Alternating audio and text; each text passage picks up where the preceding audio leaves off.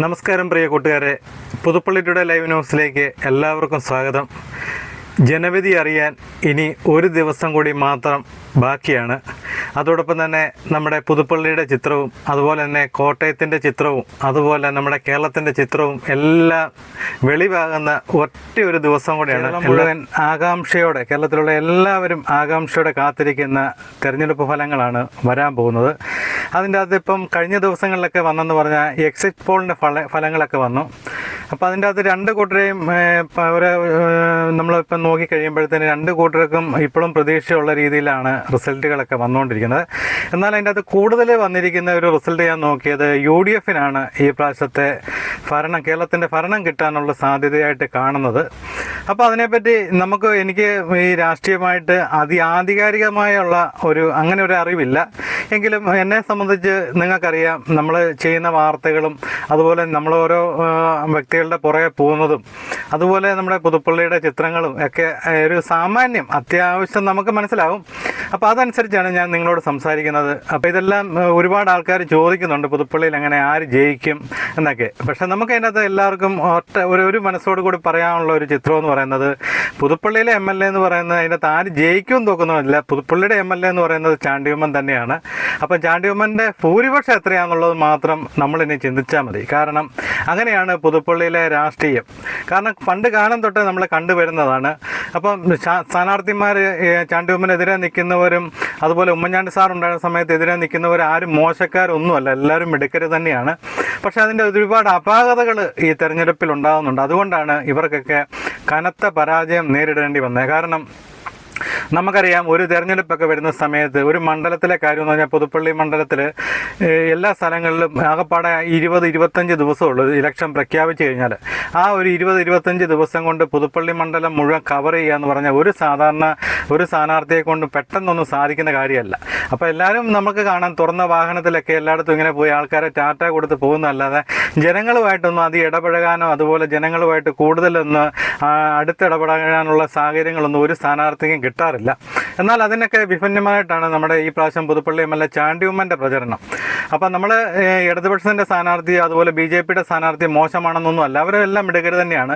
അതിൻ്റെ അകത്ത് ഇപ്പം ഞാൻ പറയാം, നമുക്ക് ഓരോ വർഷങ്ങൾ ചെല്ലും തോറും നമ്മൾ കണ്ടുവരുന്നൊരു കാര്യം എന്ന് പറയുമ്പോൾ, ഇടതുപക്ഷത്തിൻ്റെ സ്ഥാനാർത്ഥിമാർ എല്ലാവരും ഇലക്ഷൻ്റെ സമയത്ത് മാത്രമാണ് പുതുപ്പള്ളിക്കാർ അറിയുന്നത്, ഇങ്ങനെ ഒരു സ്ഥാനാർത്ഥിയെ പറ്റി അറിയുന്നത്. അപ്പം അതിനു മുമ്പൊന്നും മണ്ഡലത്തിലെ യാതൊരു കാര്യങ്ങൾക്കും സജീവമല്ലാത്തയാൾ പെട്ടെന്ന് ഇലക്ഷനൊക്കെ വരുന്ന സമയത്ത് ഇങ്ങോട്ട് വന്നു കഴിയുമ്പോഴത്തേന് എനിക്ക് വോട്ട് ചെയ്യണമെന്നൊക്കെ പറയുമ്പോഴത്തേന് അതൊക്കെ ഒരുപാട് ആൾക്കാർക്ക് അംഗീകരിച്ചു കൊടുക്കാൻ മടിയുണ്ട്. അതുപോലെ ഒരു മണ്ഡലത്തിൽ സജീവമായിട്ട് നിന്നെങ്കിൽ മാത്രമേ ഉള്ളൂ ആ മണ്ഡലം പിടിച്ചെടുക്കാൻ പറ്റത്തുള്ളൂ. അതൊക്കെ ഇല്ലാതെ പോകുന്നതുകൊണ്ടാണ് ഇടതുപക്ഷ സ്ഥാനാർത്ഥിമാർ മിക്കപ്പോഴും പരാജയത്തിലേക്ക് കിടക്കുന്നത്. നിങ്ങൾക്കറിയാം, ഇതിനു മുമ്പ് ഇതുപോലെ തന്നെയുള്ള ഓരോ ഇലക്ഷൻ സമയത്ത് ഓരോരോ പുതുമുഖങ്ങളാണ് പുതുപ്പള്ളിയിൽ UDFനെ നേരിടാൻ വേണ്ടി LDF കൊണ്ടുവരുന്നത്. അപ്പോൾ അങ്ങനെ വരുമ്പോഴത്തേന് അവർക്ക് ആ മണ്ഡലത്തിലെ അവർ തോറ്റു കഴിഞ്ഞ് പോയി കഴിഞ്ഞാൽ പിന്നെ അവർ ആ മണ്ഡലത്തിലോട്ട് തിരിഞ്ഞു നോക്കാറില്ല. പക്ഷെ അതൊന്നും അല്ല ഒരു മണ്ഡലത്തിന് വേണ്ടി. ഇപ്പം നമ്മുടെ തൃശ്ശൂരെ സംബന്ധിച്ച് സുരേഷ് ഗോപി അവിടെ നിന്ന് 2 പ്രാവശ്യം തോറ്റെന്ന് പറഞ്ഞാൽ പോലും അദ്ദേഹം അവിടെ നിന്നുകൊണ്ട് തൃശ്ശൂർ ഞാൻ എടുക്കുമെന്ന് പറഞ്ഞ് അദ്ദേഹം അത് എടുത്തു.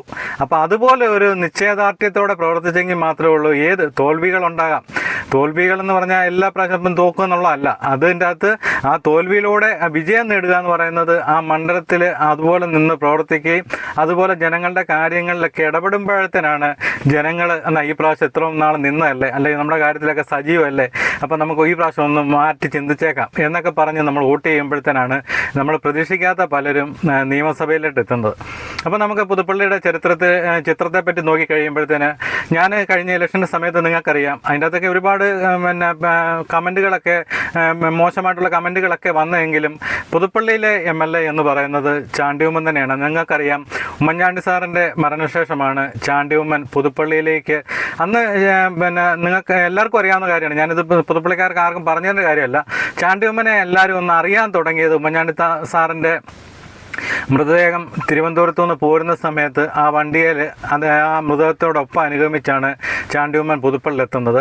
അപ്പോൾ അന്ന് തൊട്ടാണ് ചാണ്ടിയുമ്മൻ എന്ന വ്യക്തിയെ മിക്കവരും അന്ന് കാണാൻ തുടങ്ങി. കാണുന്ന പറഞ്ഞാൽ ചാണ്ടിയുമ്മനെ അറിയാനായിട്ടല്ല, പക്ഷേ ചാണ്ടിയുമ്മൻ പുതുപ്പള്ളിയിലൊക്കെ വരുമ്പോൾ സമയം ഞാൻ ഉമ്മൻചാണ്ടി സാറിൻ്റെ ഒക്കെ വീട്ടിലിരിക്കുമ്പോഴത്തേന് ഞാൻ 1-2 പ്രാവശ്യം ചാണ്ടിയുമ്മനെ കണ്ടിട്ടുള്ളൂ. ഞാൻ കണ്ടപ്പോഴത്തേനൊന്നും ഞാൻ അധികം അടുത്തോട്ടൊന്നും പോയി സംസാരിക്കാനൊന്നും പോയില്ല. കാരണം ഞാൻ അവിടുത്തെ പുള്ളി ഡൽഹിയിലാണ് പഠിച്ചതും വിദ്യാഭ്യാസം എല്ലാം അവിടെയായിരുന്നു. പുതുപ്പള്ളിയായിട്ട് അങ്ങനെ അധികം ബന്ധമൊന്നുമില്ലായിരുന്നു. അപ്പം വന്ന് നമുക്കങ്ങനെ ഒരു സ്വല്പം ആൾ വിദ്യാഭ്യാസ അഡ്വക്കേറ്റാണ്, അപ്പോൾ സ്വല്പം ജാടയൊക്കെ ആണെന്നുള്ള കണക്കൂട്ടിൽ നമ്മൾ സ്വല്പം മാറിയൊക്കെ നിന്ന്. അപ്പോൾ അവിടെ ആൾക്കാരാണെങ്കിലും ഉമ്മൻചാണ്ടി സാറുള്ള സമയത്താണെങ്കിലും ചാണ്ടിയുമ്മൻ ആൾക്കാർ പുതുപ്പള്ളിയിലെ ആൾക്കാരുമായിട്ടൊന്നും പുള്ളി അധികം ഒരു ഇടപഴകാത്ത രീതിയിലൊക്കെയാണ് നിന്നത്. അപ്പോൾ ഞാനും അന്നേരം നമ്മൾ ആ രീതിയിലാണ് കണ്ടത്. ഞാൻ സാറിൻ്റെ വീട്ടിൽ പൊയ്ക്കൊണ്ടിരുന്ന ആളാണ്. അപ്പോൾ നമുക്ക് ഇവരെല്ലാം വ്യക്തമായിട്ട് അറിയാം. ചാണ്ടിയുമ്മനെ അറിയാം, അച്ചുമ്മനെ അറിയാം, മറിയത്തിനെ അറിയാം, അതുപോലെ നമുക്കെല്ലാവരും ആ വീട്ടിലുള്ള എല്ലാവരും നമുക്ക് അറിയാവുന്നതാണ്.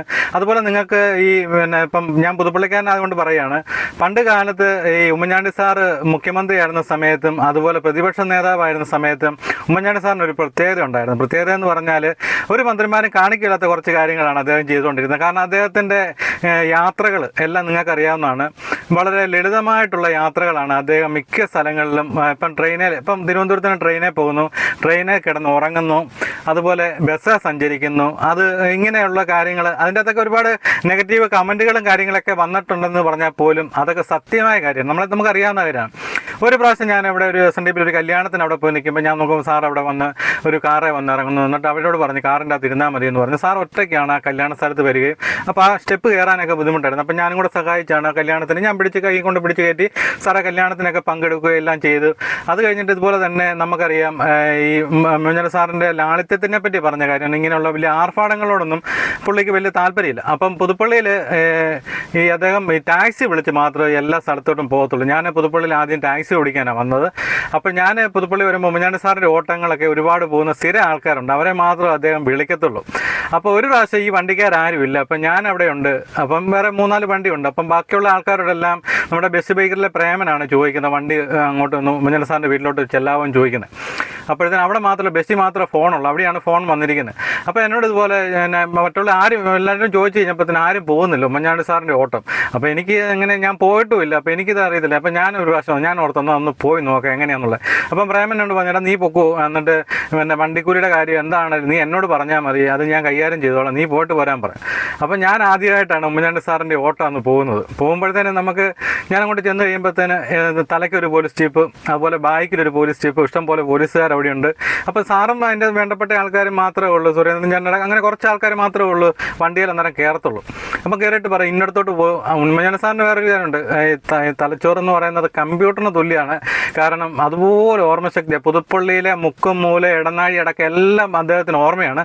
അപ്പം അത് കാരണം പുള്ളി പറയും അങ്ങോട്ട് പോട്ടെ ഇങ്ങോട്ട് പോട്ടെ എന്നൊക്കെ പറയും. അതനുസരിച്ച് നമ്മൾ വണ്ടി വിട്ടാൽ മാത്രം മതി.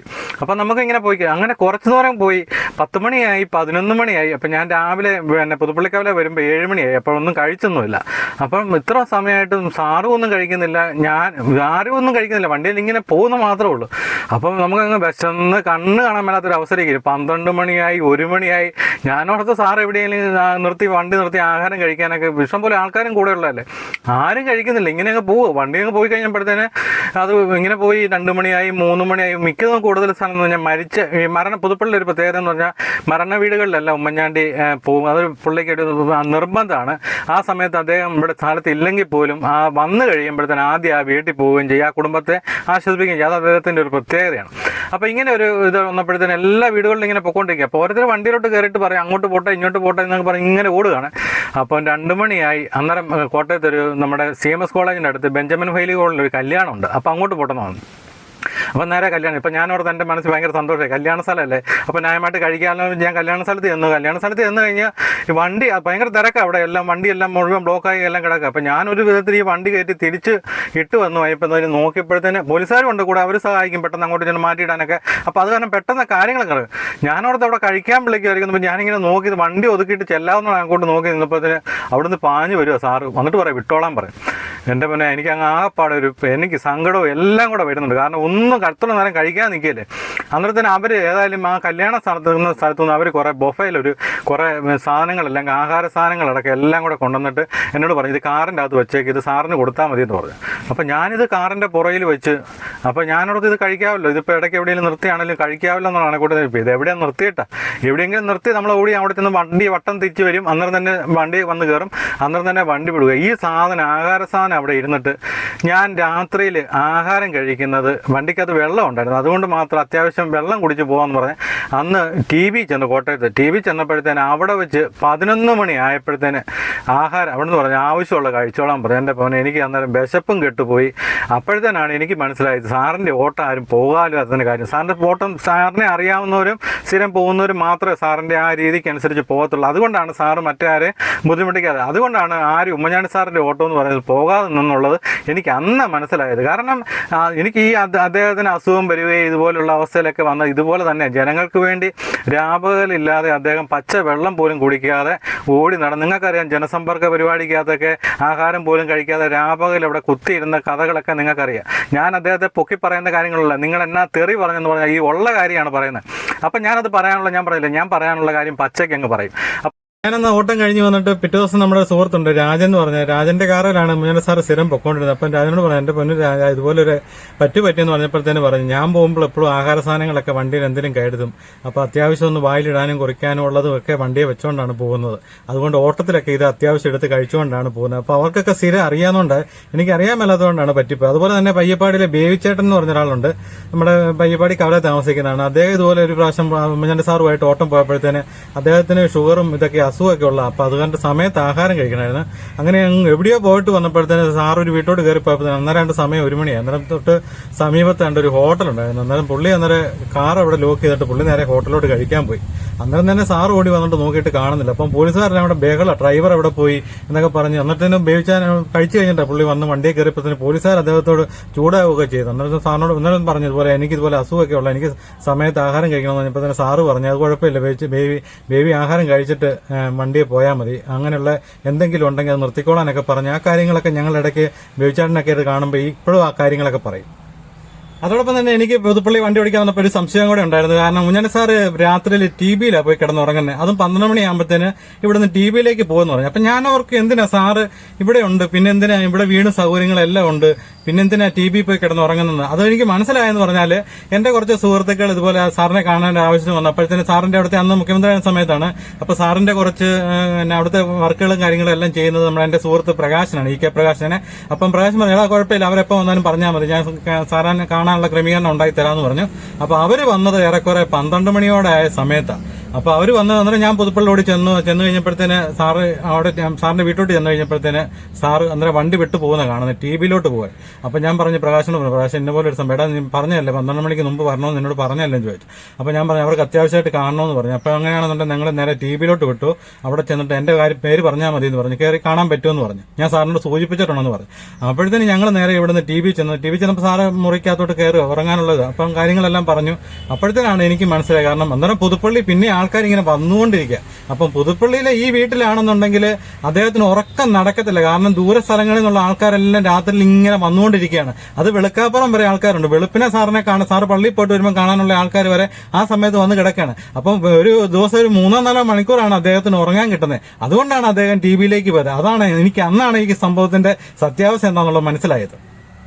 ഇതെല്ലാം കണ്ട കാര്യങ്ങൾ. അതുപോലെ നമ്മുടെ പുതുപ്പള്ളിയിൽ ഒരു പ്രാവശ്യം ഓരോരോ പ്രശ്നങ്ങളൊക്കെ വരുമ്പോൾ ഞാൻ സാറിനെതിരെ ഫേസ്ബുക്കിലൊക്കെ പോസ്റ്റൊക്കെ ഇട്ടിട്ടുണ്ട്. അപ്പോൾ ഞാൻ സാറിനോട് സംസാരിക്കുകയും ചെയ്തു, സാറേ നമ്മുടെ പുതുപ്പള്ളിയിൽ ഇതുപോലെ ഒരുപാട് പ്രശ്നങ്ങളാണ് കിടക്കുന്നത്, അന്നേരം സാറ് അത് ഒന്നും ചെയ്യാതെ ശ്രദ്ധിക്കുക. അന്നേരം പുള്ളി പറയുന്ന ഒരു കാര്യം എന്ന് പറഞ്ഞാൽ എന്നോട് പറഞ്ഞിടൂ, അത് പുതുപ്പള്ളിയുടെ പൊതുവായ പ്രശ്നം പറഞ്ഞ ഒരാളും എന്നെ സമീപിക്കാറില്ല. എല്ലാവരും പറയുന്നത് മുഴുവൻ എൻ്റെ മകൾക്ക് ജോലി വേണം, അല്ലെ മകന് ജോലി വേണം, ഓരോരുത്തരുടെ ജോലിക്കാരിയോ മറ്റു കാര്യങ്ങളോ ഉള്ളു. അപ്പോൾ അത് ശ്രദ്ധപ്പെടുത്തും. ഇപ്പോൾ അതിൻ്റെ അകത്ത് വേറെ ഒരു പ്രശ്നം കൂടെ ഉണ്ട്. ഈ കൂടെ നിൽക്കുന്ന ആൾക്കാർക്ക് അത് ചെയ്തു, സാറേ ഇന്നത് എൻ്റെ വാണ്ടി ചെയ്യണമെന്ന് പറഞ്ഞു കഴിഞ്ഞാൽ അവരുടെ ഒരു സ്നേഹം പോകും. അടുത്ത പ്രാവശ്യം നമുക്കിനി ചാൻസ് കിട്ടിയില്ലെന്നോർത്ത് ഇവരും ആദ്യം മിണ്ടാതിരിക്കത്തില്ല. അതുകൊണ്ടൊക്കെയാണ് പുതുപ്പള്ളി ഇന്ന് ഈ പരുവത്തിൽ കിടക്കുന്നത്. അപ്പോൾ ഒരുപാട് കാര്യങ്ങളൊക്കെ ചെയ്യാൻ പറ്റുന്ന കാര്യങ്ങളൊക്കെ ഉണ്ടായിരുന്നു.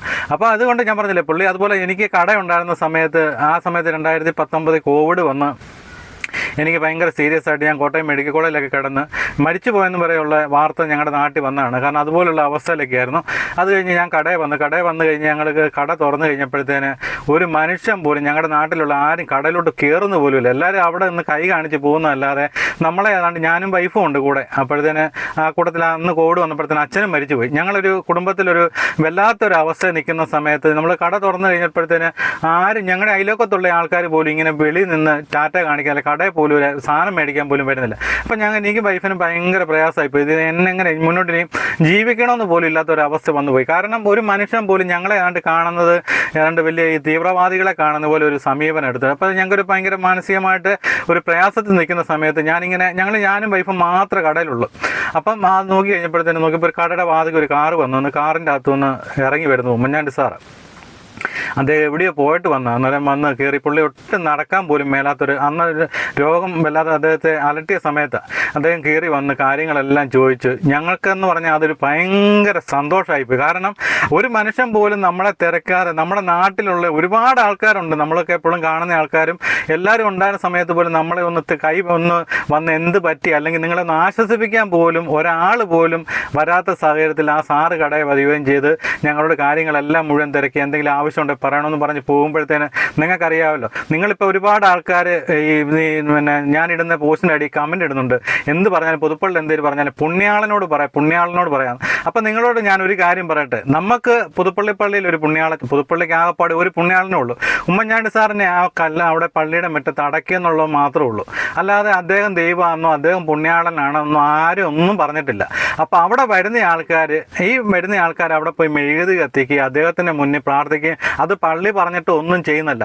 എന്നെ സംബന്ധിച്ച് എനിക്ക് എൻ്റെ ജീവിതത്തിലെ ഒരു വലിയ ഘട്ടം വരുമ്പം എന്നെ ആര് സഹായിക്കുന്നു അവരാണ് എൻ്റെ ദൈവം. ആ ഒരു നമ്മൾ പിന്നെ ദൈവം എന്ന് പറഞ്ഞ ഒരാൾ, ഒരു ശക്തി ഉണ്ടെന്നുള്ള വിശ്വാസം മാത്രമേ ഉള്ളൂ. നമ്മളെ ആരും നേരിട്ട് കണ്ടിട്ടില്ല. അപ്പോൾ ആ നേരിട്ട് നമ്മുടെ മുന്നിൽ പ്രത്യക്ഷപ്പെടുന്ന ഓരോരോ ആൾക്കാരുണ്ട്. ഓരോരോ സമയത്ത് നമുക്ക് വേണ്ട സഹായങ്ങൾ ചെയ്തു തരാൻ ഓരോരുത്തർ വരുന്നുണ്ട്. അതുപോലെ ഒരുപാട് പാവങ്ങൾക്ക് അദ്ദേഹം സഹായം ചെയ്തു കൊടുത്തിട്ടാണ് അവരാണ് ഇന്നും വന്ന് ആ കല്ലറയെ വന്ന് തിരികെ എത്തിക്കുന്നതും അവിടെ പ്രാർത്ഥിക്കുന്നതും. അത് പുണ്യാളനാണെന്നും പറഞ്ഞൊക്കെ നീയൊക്കെ കളിയാക്കി കഴിഞ്ഞാൽ അതൊക്കെ നിൻ്റെയൊക്കെ അറിവില്ലായ്മെന്ന് മാത്രമേ ഞാൻ പറയത്തുള്ളൂ. നമ്മുടെ ആപത്ഘട്ടത്തിൽ നമ്മളെ ഒരാൾ സഹായിച്ചിട്ടുണ്ട്, നമുക്ക് ആ സഹായം കിട്ടിയിട്ടുണ്ടെങ്കിൽ അവരാണ് നമ്മുടെ ദൈവം. അവരെ നമ്മളിപ്പം പുതുപ്പള്ളി പുണ്യാളത്തിൻ്റെ പള്ളി വന്ന് പ്രാർത്ഥിക്കുന്നുണ്ട്, ഓരോരുത്തർ പ്രാർത്ഥിക്കുന്നുണ്ട്. അതുപോലെ തന്നെ ഉമ്മൻചാണ്ടി സാറിൻ്റെ ഓരോരോ കാര്യങ്ങൾ അവിടെ വന്ന് കല്ലറയെ വന്ന് പ്രാർത്ഥിക്കുന്ന അവർക്കൊക്കെ ഒരുപാട് സഹായങ്ങൾ കിട്ടിയിട്ടുണ്ട്. നിങ്ങളൊക്കെ ഒന്ന് ഓർക്കണം, കേരളം കണ്ട ഏറ്റവും വലിയൊരു ശവടക്കാണ് ഉമ്മൻചാണ്ടി സാറിൻ്റേത്. ആ ശവടക്കിൻ്റെത് ഞാൻ ആരും പറഞ്ഞു തരേണ്ടത് അത് എഡിറ്റ് ചെയ്തതോ AI ഒന്നുമല്ല, അത് റിയലായിട്ടുള്ള. ഞാൻ പോലും പോയി ആ ബോഡി ഒന്ന് കാണാൻ, ഞാൻ പുതുപ്പള്ളിക്കാരനാണെന്ന് പറഞ്ഞിട്ട് ഞാനും വൈഫും പിള്ളേരും അടക്കം ഞങ്ങൾ കാണാൻ പോയത്. ഞങ്ങൾ മണിക്കൂറുകൾ കാത്തു നിന്നിട്ടാണ് അദ്ദേഹത്തിന് അവസാനമായിട്ട്. അതൊരു സ്നേഹം കൊണ്ട് മാത്രം, രാഷ്ട്രീയപരമായിട്ട് അങ്ങോട്ടും ഇങ്ങോട്ടും ആശയവിനിമയം അല്ലെങ്കിൽ എതിർപ്പുകളോ കാര്യങ്ങളൊക്കെ ഉണ്ടെന്ന് പറഞ്ഞാലും നമ്മുടെ ആപത്ഘട്ടത്തിൽ നമ്മളെ ഒരാൾ സഹായിച്ചിട്ടുണ്ടെങ്കിൽ അതൊരു സ്നേഹമുണ്ട്. ആ ഒരു നന്ദി പ്രകടിപ്പിക്കുക മാത്രമാണ് ചെയ്യുന്നത്. അല്ലാതെ എല്ലാ കാര്യത്തിനും പുണ്യാളനോട് പ്രാർത്ഥിക്കുക എന്ന് പറഞ്ഞ് ഉമ്മൻചാണ്ടി സാറിൻ്റെ ഏതെങ്കിലും ഒരു ഫോട്ടോ ഇടുമ്പം അല്ല ചാണ്ടി ഉമ്മൻ്റെ ഇടുമ്പത്തിന് പുണ്യാളനോട് പറയാന്നൊക്കെ പറയുന്നത് നിൻ്റെയൊക്കെ അറിവില്ലായ്മയെന്ന് മാത്രമേ ഞാൻ പറയത്തുള്ളൂ. അതൊക്കെ അവിടെ നിൽക്കട്ടെ, നമുക്കിനി കാര്യത്തിലേക്ക് കിടക്കാം, ചാണ്ടി ഉമ്മൻ്റെ കാര്യത്തിലേക്ക് കിടക്കാം. കാരണം നമുക്കറിയാം ചാണ്ടി ഉമ്മൻ്റെ ഭൂരിപക്ഷം മാത്രം ഇനി കണക്ക് കൂട്ടിയാൽ മതി. അപ്പോൾ അത് എത്ര എന്നുള്ളത് ഞാൻ അദ്ദേഹത്തിൻ്റെ തെരഞ്ഞെടുപ്പ് പ്രചരണത്തിൽ നിങ്ങൾക്കറിയാം, ഞാൻ ഫുൾ ടൈം കൂടെ ഉണ്ടായിരുന്നു. അപ്പോഴത്തേന് അവിടുത്തെ ആൾക്കാരുടെ സമീപനം മണിക്കൂറുകൾ അദ്ദേഹത്തെ കാത്തു നിന്നതും, അതുപോലെ ധാരാളം കുട്ടികളടക്കം എല്ലാ കുട്ടികൾക്കാണ് അദ്ദേഹത്തോട് ഭയങ്കര താല്പര്യം. കാരണം അദ്ദേഹത്തിൻ്റെ ഈ ഡാൻസും ഇതെല്ലാം പിള്ളേർക്ക് ഭയങ്കര ഹരാന്ന് കുട്ടിക്കും. മുതിർന്ന കുറേ ആൾക്കാർക്കുണ്ട്, പ്രായമുള്ള ആൾക്കാർക്ക് അവർക്കത് സൂഹിക്കാറില്ല. അവർ പറയും ഇതിൻ്റെ ഒന്നും ആവശ്യമില്ല എന്നൊക്കെ പറയും. ചാണ്ടി ഉമ്മനെ സംബന്ധിച്ച് നിങ്ങൾക്കറിയാം. പിന്നെ ചാണ്ടി ഉമ്മൻ്റെ മറ്റൊരു പ്രത്യേകത എന്ന് പറയുന്നത് അദ്ദേഹം ഈ ഡൽഹിയിലല്ലേ അദ്ദേഹത്തിൻ്റെ കൂടുതൽ ചെറുപ്പകാലം എല്ലാം അവിടെ ചിലവഴിച്ചുകൊണ്ട് അദ്ദേഹത്തിന് ഈ കേരളത്തിലെ ഈ ജനങ്ങളുടെ കുരുട്ടുബുദ്ധിയും കുന്നായ്മയൊന്നും അദ്ദേഹത്തിന് അറിയത്തില്ല. അപ്പോൾ അത് കാരണം അദ്ദേഹം എല്ലാവരെയും കാണുന്നത് ഒരേ കണ്ണുകൊണ്ട് തന്നെ കാണുന്നത്, അല്ലാതെ അദ്ദേഹത്തിന് ജാതി മതമോ രാഷ്ട്രീയമോ ഒന്നുമില്ല. അതെല്ലാവരോടും ഒരേ സമീപനമാണ് അദ്ദേഹം കാണിക്കുന്നത്. അത് പുള്ളിയെ ഒരുപാട് പ്രശ്നങ്ങളിലേക്കും കൊണ്ടുപോകുന്നുണ്ട്. കാരണം നിങ്ങൾക്കറിയാം അദ്ദേഹത്തിൻ്റെ വീടിൻ്റെ വാതിൽക്ക് BJPയുടെ ഒരു വലിയ മീറ്റിംഗ് മീറ്റിംഗ് നടത്തിയപ്പോഴത്തേന് ഒരു MLA ഓഫീസിലിട്ട് മാർച്ച് നടത്തിയപ്പോഴത്തേന് ആ മാർച്ചിനെ അദ്ദേഹം എങ്ങനെയാണ് കൈകാര്യം ചെയ്തെന്നല്ല നിങ്ങൾക്കറിയാം. ഒരു ലോകത്തിലെ ഒരു സ്ഥാനാർത്ഥിമാരല്ല, ഒരു MLA അല്ല, ഒരു മന്ത്രിയാണെങ്കിൽ പോലും ഇതുപോലെ ഒരു പ്രതിഷേധ മീറ്റിംഗ് നടക്കുന്ന സ്ഥലത്തോട്ട് ഇറങ്ങിച്ചെന്ന് അവർക്ക് ഷെയ്ക്ക് ഹാൻഡ് കൊടുക്കത്തില്ല. ആ ഒരു കഴിവെന്ന് പറയുന്നത് അത് നമ്മൾ അന്തം വിട്ടുപോയി. കാരണം പുള്ളി അത് അദ്ദേഹം ചെയ്തത്. അപ്പോൾ ഞാൻ അദ്ദേഹത്തോട് ഒരു പ്രാവശ്യം ഇങ്ങനെ പേഴ്സണലായിട്ട് കണ്ടപ്പോൾ ഇങ്ങനെ ചോദിച്ചു, അത് അങ്ങനെ കാണിച്ചത് തെറ്റായി പോയെന്ന് തോന്നുന്നുണ്ടോ എന്ന് ചോദിച്ചു. എന്നിട്ടും പറഞ്ഞു ഇല്ല, അത് അവരെല്ലാം നമ്മുടെ നാട്ടുകാരാണ്, എനിക്കറിയാവുന്നവരാണ്, അതിൻ്റെ അകത്ത് നമ്മളെന്നാ ചെയ്യാനാ. ആ ഒരു മനസ്സ് അത് അദ്ദേഹത്തിന് മാത്രമുള്ളൂ. അത് ശരിക്കും പറഞ്ഞാൽ ഞാനത് അതിൽ കണ്ടത് ഉമ്മൻചാണ്ടി സാറിൻ്റെ ആ മനസ്സ് തന്നെയാണ്. കാരണം ഉമ്മൻചാണ്ടി സാറ് ഏത് പ്രശ്നത്തെയും നേരിടുന്നത് ഇതുപോലെ തന്നെയാണ്. അദ്ദേഹത്തിനും ഒരു ജാതി മത രാഷ്ട്രീയമൊന്നുമില്ല. അദ്ദേഹത്തിൻ്റെ മുന്നിൽ ആരെന്ത് ആവശ്യമായിട്ട് ചെല്ലുന്നത്, ഇപ്പം ഞാൻ പറയാം, നമ്മളിപ്പോൾ ഒരാൾ ഒരു ഓഫീസിലോട്ട് അല്ല ഒരു നിസ്സാരം പഞ്ചായത്ത് പ്രസിഡന്റ് ഓഫീസിലോട്ട് നമ്മൾ ചെല്ലുക, നമ്മൾ ആ വാതിൽക്കൽ ചെല്ലുമ്പോഴത്തേന് പ്രസിഡന്റ് നമ്മളെ മൈൻഡ് ചെയ്യുന്നില്ല, അല്ലെങ്കിൽ ഇപ്പം സമയമില്ലെന്ന് പറയുമ്പോഴത്തേന് നമ്മുടെ മനസ്സിൽ എന്ത് തോന്നും? ഇപ്പോൾ ഒരു പഞ്ചായത്ത് മെമ്പറൊരിക്കൽ ചെന്നാൽ പോലും നമ്മുടെ പ്രശ്നം എന്ന് പറയുന്നത് അവർ കേൾക്കാൻ തയ്യാറാകണം. ആ പ്രശ്നം നമുക്ക് അവരെ കൊണ്ട് പരിഹരിക്കാൻ പറ്റിയില്ലെന്നുണ്ടെങ്കിൽ അതിനെന്താ സൊല്യൂഷൻ എന്നുള്ളത് നമുക്കൊന്ന് പറഞ്ഞു തരണം. അതാണ് നമുക്ക് വേണ്ടിയത്. അങ്ങനെ കൂടെ നിൽക്കുന്ന ഒരാളാണ് ഉമ്മൻചാണ്ടി സാറിനെ സംബന്ധിച്ച്. നിങ്ങൾക്കറിയാം, നേരത്തെ തൊട്ട് ഞാനിതൊന്നും എടുത്തു പറയുന്നത് അതുകൊണ്ടല്ല. ഉമ്മൻചാണ്ടി സാറിൻ്റെ ഒരിക്കലും ഒരു കാര്യത്തിന് ഒരാൾ ചെന്ന് കഴിയുമ്പോൾ അദ്ദേഹത്തിനെ കൊണ്ട് അത് സാധിക്കാൻ പറ്റുന്നില്ലെങ്കിൽ അന്നേരം അദ്ദേഹം ചെയ്യുന്നത് അടുത്ത ആളൊരിക്കലേക്ക് പറഞ്ഞു വിടുന്നത്, ഇന്നയാളെ ഞാൻ പറഞ്ഞതാണ് അതൊന്ന് കൈകാര്യം ചെയ്യണമെന്ന് പറയും. അങ്ങനെ അവരുടെ ആവശ്യം അത് പൂർണ്ണമായിട്ട് സാധിക്കുമെന്നുള്ളത് ഉറപ്പ് വരെ അദ്ദേഹം വരുത്തും. അത് പിന്നീടാണെങ്കിലും അദ്ദേഹം അവരുടെ നമ്പറിൽ അവരെ വിളിക്കുകയും ചെയ്യും. കാരണം നിങ്ങൾ പോയ കാര്യം സാധിക്കുകയും ചെയ്യും. അങ്ങനെ ഒരു കാര്യങ്ങൾ ചെയ്തു കൊടുത്തുകൊണ്ടാണ് ജനമനസ്സിൽ എന്നും ഉമ്മൻചാണ്ടിയുടെ സ്ഥാനം ഒന്നാമതായിട്ട് തന്നെ നിൽക്കുന്നത്. ഞാൻ ഒരുപാട് വിമർശിച്ചിട്ടുള്ള ആളാണ് ചാണ്ടി ഉമ്മനെ. കാരണം നേരത്തെ തൊട്ട് ഓരോരോ അദ്ദേഹത്തിൻ്റെ ഇപ്പം എൻ്റെ നാളും പുള്ളിയുടെ നാളും തമ്മിൽ ചേർത്തില്ല. കാരണം അങ്ങനെയാണ്. അപ്പം നിങ്ങൾക്കറിയാം, ഞാൻ ഒരുപാട് അങ്ങോട്ടും ഇങ്ങോട്ടും ഞങ്ങൾ തമ്മിൽ വാക്കുതർക്കങ്ങളൊക്കെ ഉണ്ടായിട്ടുണ്ട്. പുതുപ്പള്ളിയുടെ കാര്യത്തിലാണ് കേട്ടോ, അല്ലാതെ പേഴ്സണലായിട്ടല്ല. അപ്പോൾ എനിക്ക് എൻ്റെ ആവശ്യമെന്ന് പറയുന്നത് എൻ്റെ നാട് നന്നായിരിക്കണം. നമുക്കറിയാം പുതുപ്പള്ളിയുടെ അവസ്ഥയും കാര്യങ്ങളൊക്കെ നിങ്ങളൊന്നും പറഞ്ഞു തരേണ്ട കാര്യത്തില്ല. ഏത് പോസ്റ്റ് ഇട്ടാലും അതിൻ്റെ അകത്ത് എല്ലാവരും പറയുന്നുണ്ട് 53 വർഷം എന്ന് പറയാം. 53 വർഷം കഴിഞ്ഞിട്ട് ആരാ അധികാരത്തിൽ വന്നത്? 5 വർഷം ആരാ ഭരിച്ചത്? അവർക്ക് ചെയ്യാൻ മേലായിരുന്നു ഈ കാര്യങ്ങൾ, സ്വർഗ്ഗമാക്കാൻ മേലായിരുന്നോ? ഇതൊന്നും അല്ലാതെ അങ്ങോട്ടും ഇങ്ങോട്ടും പഴിചാരലല്ല നമുക്ക് വേണ്ടിയത്. നമുക്ക് നമ്മുടെ നാട്ടിൽ ഒരു കൂട്ടായ പ്രവർത്തനം. ഞാൻ അദ്ദേഹത്തോട് 1-2 പ്രാവശ്യം പേഴ്സണലായിട്ട് കുറേ കാര്യങ്ങൾ സംസാരിച്ചത് ഇതുകൊണ്ട്.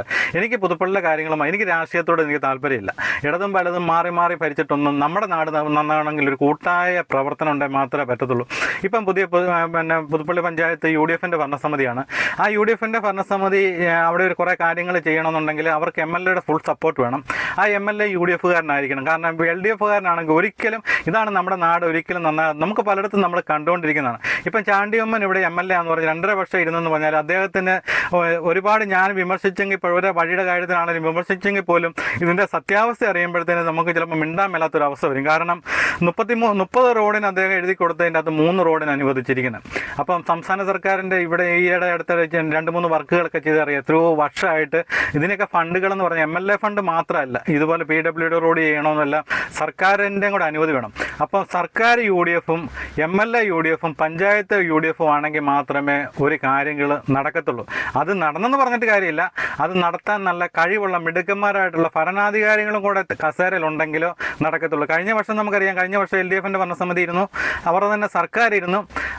എന്നിട്ട് പോലും ഒരു കാര്യങ്ങളും കൂടെ പുതുപ്പള്ളി നടക്കാത്ത ഒരു സാഹചര്യത്തിലേക്ക് വന്നു. ഒരു അംഗൻവാടിയുടെ കയ്യാല പോയിട്ട് മന്ത്രിയുടെ വീട്ടിൽ 3 പ്രാവശ്യം പോയി. അതുപോലെ തന്നെ ഇതിൻ്റെ ഉദ്യോഗസ്ഥന്മാരായിരിക്കലൊക്കെ പഞ്ചായത്ത് വണ്ടി 5 പ്രാവശ്യം ഓടിയ ചരിത്രമുണ്ട്. എന്നിട്ട് പോലും ഒരു കയ്യാലയുടെ കല്ല് കെട്ടാൻ പോലുള്ള സാഹചര്യം ഉണ്ടാക്കി കൊടുത്തില്ല കഴിഞ്ഞ ഭരണസമിതി കാലത്ത് ഞാൻ പറഞ്ഞത്. അപ്പോൾ ഇപ്പോഴത്തെ പുതിയ ഭരണസമിതി വന്നപ്പോഴത്തേന് അവരൊരുപാട് കാര്യങ്ങൾ അവർക്കും ചെയ്യാനുണ്ട്. നമ്മുടെ പുതുപ്പള്ളി ഗ്രാമപഞ്ചായത്ത് നാളിതുവരെ കാണാത്ത ഒരുപാട് കർമ്മ പരിപാടിക്കാണ് രൂപം കൊടുത്തിരിക്കുന്നത്. അപ്പം അതൊക്കെ നടപ്പിലാകണമെന്നുണ്ടെങ്കിൽ അതുപോലെ നമുക്കറിയാമല്ലോ, പുതുപ്പള്ളിയിലെ കുടിവെള്ള പദ്ധതിയുടെ പ്രശ്നങ്ങളുണ്ട്, അതുപോലെ പുതുപ്പള്ളി ബസ് സ്റ്റാൻഡിൻ്റെ അവസ്ഥയുണ്ട്, അതുപോലെ കവലയിലെ ട്രാഫിക്കിൻ്റെ പ്രശ്നമുണ്ട്. അപ്പോൾ അതൊക്കെ പരിഹരിക്കാൻ വേണ്ടി പഞ്ചായത്ത് ഒരു കൂട്ടായ തീരുമാനം എടുത്തിട്ടുണ്ട്. ബസ് സ്റ്റാൻഡ് നവീകരണം, നമ്മൾ പുതുപ്പള്ളിയുടെ മുഖച്ഛായ തന്നെ മാറുന്ന കുറേ കാര്യങ്ങളാണ്. അതുപോലെ കവലയിൽ സിഗ്നൽ ലൈറ്റ് അടക്കമുള്ള കാര്യങ്ങൾ വെച്ചുകൊണ്ട് പുതുപ്പള്ളി പുതിയ ട്രാഫിക് പരിഷ്കാരങ്ങൾ, അങ്ങനെയുള്ള ഒരുപാട് കാര്യങ്ങൾ, അതുപോലെ പുതുപ്പള്ളിയുടെ കുടിവെള്ള പ്രശ്നത്തിന് ശാശ്വതമായിട്ടൊരു പരിഹാരം, ഇതെല്ലാം നടപ്പിലാക്കണമെന്നുണ്ടെങ്കിൽ MLA കട്ടയ്ക്ക് MLA പഞ്ചായത്തിൻ്റെ കൂടെയും അതോടൊപ്പം തന്നെ MLAക്ക് ഒരു മന്ത്രിസ്ഥാനവും ഉണ്ടെങ്കിൽ മാത്രമേ നമുക്ക് ഇതെല്ലാം പൂർത്തീകരിക്കാൻ സാധിക്കത്തുള്ളൂ. അപ്പോൾ അതൊക്കെ നടക്കും തന്നെ നമ്മൾ കരുതുന്നു.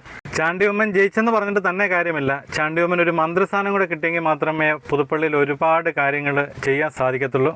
അപ്പോൾ നമുക്കറിയാം, എന്നാണേലും അദ്ദേഹത്തിൻ്റെ ഭൂരിപക്ഷം എന്ന് പറഞ്ഞാൽ ഞാൻ ഈ എല്ലാ വാർഡുകളിലും ഒക്കെ അദ്ദേഹത്തിൻ്റെ പ്രചരണ പരിപാടിക്കൊക്കെ പോയതാണ്. അപ്പോൾ എൻ്റെ കണക്കുകൂട്ടൽ ഏകദേശം ഒരു കണക്കാണ് കണക്ക് കൂട്ടുന്നത്, ഒരു 25,000-നും 30,000-നും ഇടയ്ക്ക് അദ്ദേഹത്തിന് ഭൂരിപക്ഷം കിട്ടാൻ സാധ്യതയുണ്ടെന്നാണ് എൻ്റെ ഒരു പൂർണ്ണമായ കണക്കുകൂട്ടൽ. എന്നാണേലും 20-ന് മുകളിലേ വരത്തുള്ളൂ, അതങ്ങനെ സംഭവിക്കത്തുള്ളൂ.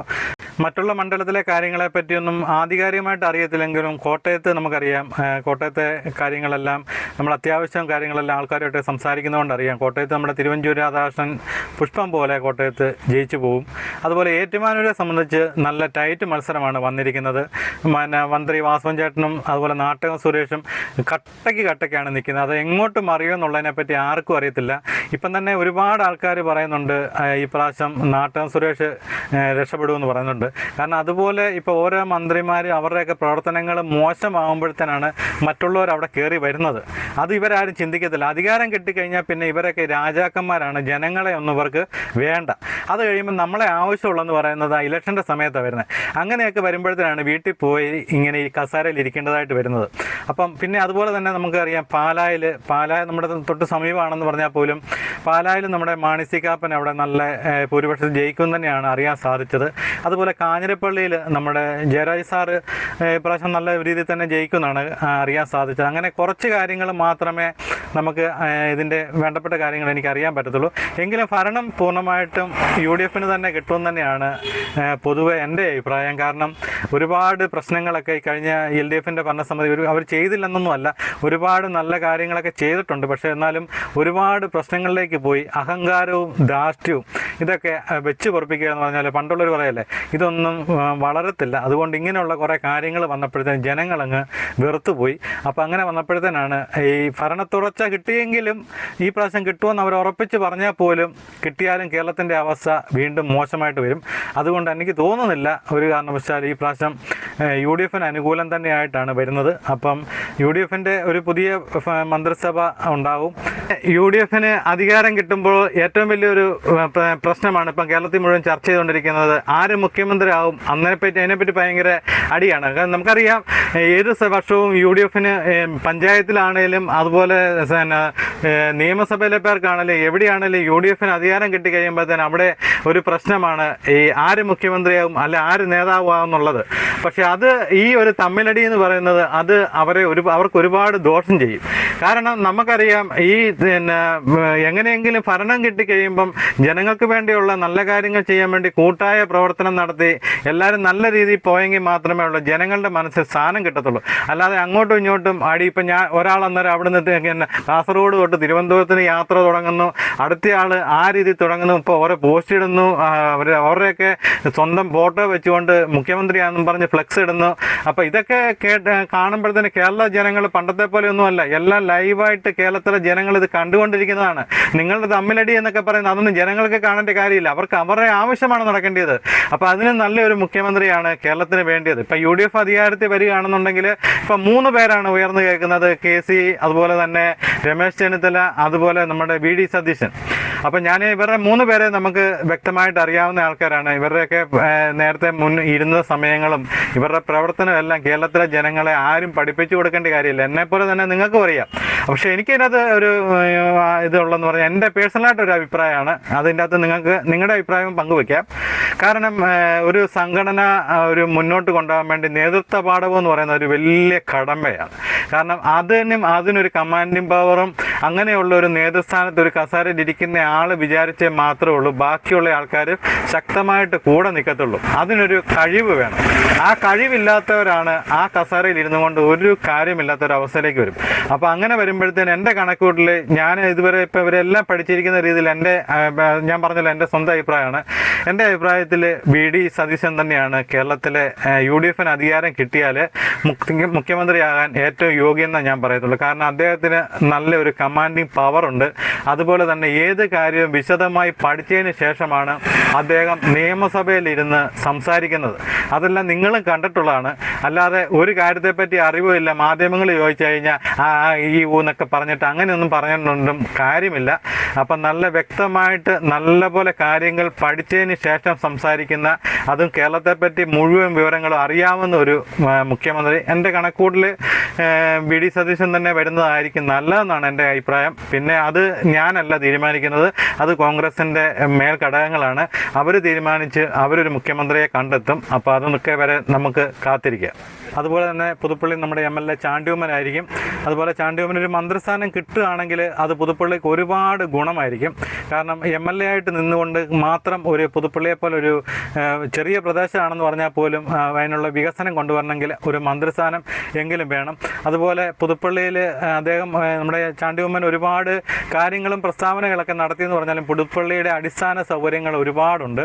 അപ്പം അത് അദ്ദേഹത്തിൻ്റെ ഭാഗത്തുനിന്ന് നേരത്തെയൊക്കെ ഈ കഴിഞ്ഞ 2.5 വർഷത്തെ പ്രവൃത്തി മൂലം ഒരുപാട് ആൾക്കാർ അദ്ദേഹത്തെ വിമർശിക്കുന്നവരുണ്ട്. കാരണം ഞാൻ അതിൻ്റെ അകത്ത് അദ്ദേഹത്തെ പറ്റി വളരെ വ്യക്തമായി പഠിച്ച ഒരു സമയം എന്ന് പറയുന്നത് നമ്മുടെ പുതുപ്പള്ളി ഫെസ്റ്റ് തൊട്ടാണ് ഞാൻ അദ്ദേഹത്തിൻ്റെ രീതികൾ എല്ലാം ഒന്ന് പഠിച്ചത്. അദ്ദേഹം നല്ല മനുഷ്യൻ തന്നെയാണ്. അദ്ദേഹത്തിന് ആ അവസരം കൊടുത്താൽ ഒരുപാട് കാര്യങ്ങൾ പുതുപ്പള്ളിക്ക് അദ്ദേഹം ചെയ്യും. അപ്പോൾ അദ്ദേഹം ഈ വളർന്നതും പഠിച്ചതും എല്ലാം ഡൽഹിയിലാന്ന് പറഞ്ഞ പോലെ നമ്മുടെ നാടുമായിട്ടും നമ്മുടെ നാട്ടിലെ ആൾക്കാരൊക്കെ ആയിട്ടൊന്നും അദ്ദേഹത്തിന് അടുത്തിടപഴകേണ്ട ഒരു സാഹചര്യം വന്നില്ല. അദ്ദേഹം ആകപ്പാടെ പുതുപ്പള്ളി ജനങ്ങളുടെ ഇടയിലേക്ക് വന്നിട്ട് ആകപ്പാടെ 2.5 വർഷമുള്ളൂ. ആ 2.5 വർഷം കൊണ്ട് ഇപ്പം അറിയാം, കഴിഞ്ഞ പുതുപ്പള്ളി ഫെസ്റ്റ് ആണെങ്കിലും അതുപോലെ മറ്റുള്ള ഈ മണ്ണാട്ട് നടന്ന IPL ആണെങ്കിലും എല്ലാം ജനങ്ങളെല്ലാം അദ്ദേഹത്തോടൊപ്പം നിന്നതിൻ്റെ കാര്യമെന്ന് പറയുന്നത് അദ്ദേഹം ജനങ്ങളിലെ സാധാരണക്കാരനായിട്ട് ഒരുവനായിട്ട് അദ്ദേഹം മാറിയതുകൊണ്ടാണ്. അപ്പോൾ അദ്ദേഹത്തിൻ്റെ ഇപ്പം ചാണ്ടിയമ്മൻ്റെ ഓരോ പോസ്റ്റിനിടയിൽ കഴുതുന്നുണ്ട്, അവൻ മന്ദബുദ്ധിയാണ്, പൊട്ടനാണ് എന്നൊക്കെ പറയും. ഞാൻ അന്നേരം എൻ്റെ മനസ്സിൽ ചിരിക്കും. കാരണം എന്താ പറയുക, ചിരിക്കുന്നതിൻ്റെ കാര്യം എന്താ അറിയുക, ചാണ്ടിയമ്മൻ്റെ ബിരുദം ഒന്ന് നേരെ ചൊവ്വോ പറയാൻ പോലും അറിയാൻ മേലാത്തവനാണ്. ചാണ്ടിയമ്മൻ പൊട്ടനാണ്, മന്ദബുദ്ധിയാണ്, വിവരദോഷിയാന്ന് പറയുന്നത്. അദ്ദേഹം അഡ്വക്കേറ്റാണ്, അതിബുദ്ധിമാനാണ്. എന്നാണെങ്കിലും ഒരു അഡ്വക്കേറ്റ് ആകണമെന്നുണ്ടെങ്കിൽ സാധാരണ വിവരമില്ലാത്തവർക്ക് അഡ്വക്കേറ്റ് ആകാൻ പറ്റത്തില്ലല്ലോ. അപ്പോൾ അദ്ദേഹം നല്ല പച്ച വെള്ളം പോലെ ഇംഗ്ലീഷ് സംസാരിക്കും. അതുപോലെ അറിവും വിദ്യാഭ്യാസവും വിവരവും ഉള്ള ആളാണ് ചാണ്ടിയമ്മന്. അപ്പോൾ അദ്ദേഹത്തെ നമുക്ക് ഈ ഒരു വർഷം കൂടെ, എന്നാണ് അദ്ദേഹം പുതുപ്പള്ളിക്ക് വേണ്ടിയ ആളാണ്, ഉമ്മൻചാണ്ടി സാറിൻ്റെ മകനാണ്. ആ ഒരു ഇതുകൊണ്ട് അദ്ദേഹത്തിന് നമുക്ക് ഈ ഒരു 5 വർഷക്കാലം, ഈ ഒരു 5 വർഷമാണ് ചാണ്ടിയമ്മൻ്റെ യഥാർത്ഥ പ്രവർത്തനം ജനങ്ങൾ വിലയിരുത്താൻ പോകുന്നത്.